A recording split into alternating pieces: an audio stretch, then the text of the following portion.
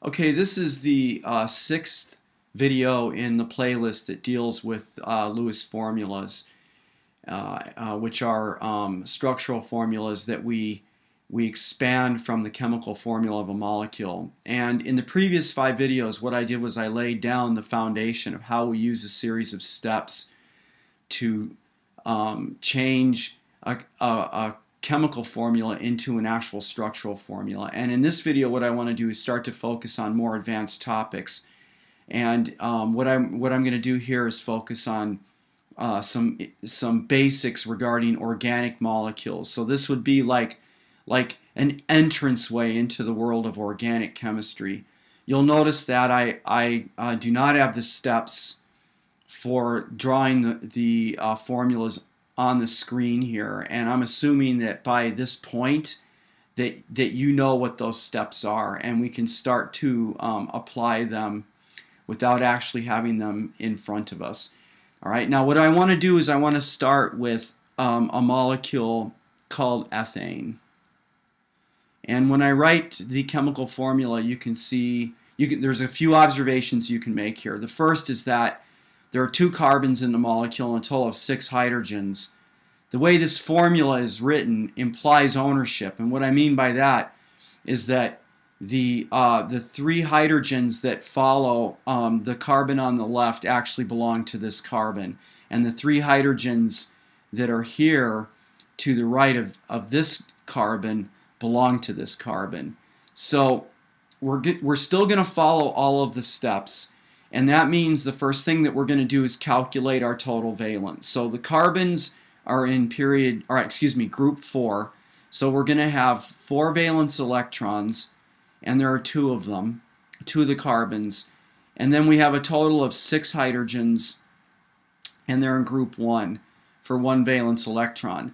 So the total electron budget, the total valence electrons that we have to use to generate this structure is going to be 8 plus 6 for a total of 14 electrons.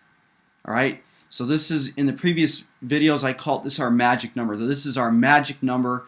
We need to make sure that when we get finally done with our structure that we have 14 electrons in it.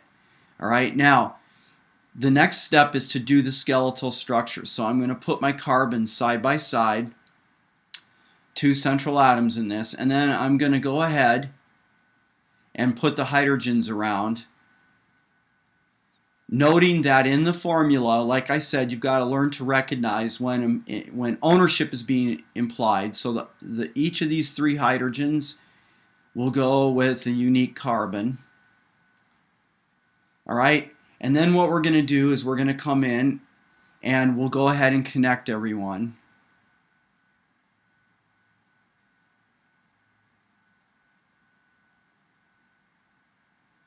All right, and then we need to, we'll do a quick count, I think is what I called it in the previous 5 videos. So we got 2, 4, 6, 8, 10, 12, 14 electrons. All right, so actually without going any further, we have met the magic number.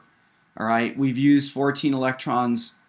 We had 14 valence that were required. So we know that we're done with that test. Now, the next thing is that we need to make sure we have 8 electrons around each carbon. So we go ahead and count. It'll be 2, 4, 6, 8 on this one, and then 2, 4, 6, 8 on this one. So this is the best structure for ethane.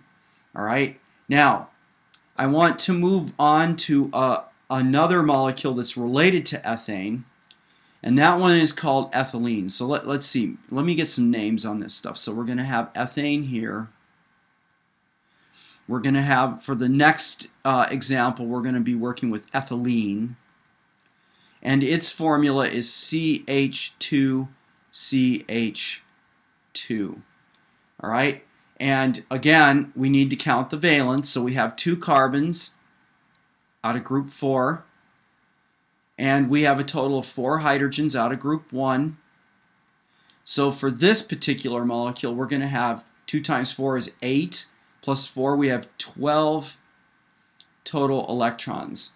Now, in the previous videos, I emphasized how you should let If you don't have a feel for this yet, then what you want to do is let the steps work for you. So we draw the skeletal structure, and we're going to do this because, again, the way, if you are starting to pick up how to read this formula, this set of hydrogens here belongs to this carbon, and this set of hydrogens right there belongs to that carbon. So on the skeletal structure, I'm just showing that. And then I'm going to go in and I'm going to go ahead and connect.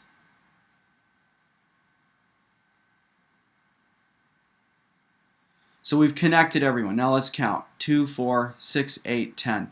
I've used 10 electrons. Okay, we're not at our magic number yet. We need to use 2 more electrons. So what do we do? Well, notice that the 2 carbons here do not have 8 electrons around them. In other words, if we were to count the electrons on either of the carbons, it's going to be 2, 4, there's 6 electrons. So how do we fix that problem? And what we're going to want to do is add a double bond here. So we're going to add another dash in here. All right, and that's going to change our electron count to 12. So we've hit our magic number. And then additionally, when you look at the electron count on each carbon, we've got 2, 4, 6, 8. So there's 8, an octet on this carbon, and similarly an octet over here on this carbon. So this is the best structure. All right. So ethylene, unlike ethane, has a double bond between the carbons. All right. And then what I want to do is move from this one to a molecule that's called ethyne. So it's going to be spelled this way, ethyne, and its formula is going to be let me just erase that. It's going to be CH. Again, pay attention to the implied ownership issue. So when I go to write or draw my skeletal structure, I'm going to do it this way. I'm just going to lay the atoms out there in a line. And then we go in, as we have in the other instances, and we do our connections. We do our quick electron count. So we have 2, 4, 6 electrons that we've used, and I see that I made the typical undergraduate error. So I never counted the total valence here, and we need to do that quickly now. So there are 2 carbons. Whoops. So we have 2 carbons. Each carbon is worth 4 valence electrons, and then we've got 2 hydrogens. Each hydrogen is worth 1. So in this case, we're going to have a total of 10 electrons. That's the magic number. All right, and right now we're at 6. We have 6. So we have 4 electrons to go. Now, notice that in this particular molecule, that our carbons both only have 4 electrons surrounding each atom. So it's 2 electrons here and 2 there for 4 on this one. 2 and 2 for 4 on that one. So you can see that where we're going to be adding the electrons will be between the carbons. So I'm going to go ahead and put 2 more dashes here. And now when we count, we've got 2, 4, 6, 8, 10 electrons. That's our magic number. I'll just write it down so you can see it clearly. All right, that's the magic number, and it matches our valence. All right, and then we've got 8 electrons around each carbon.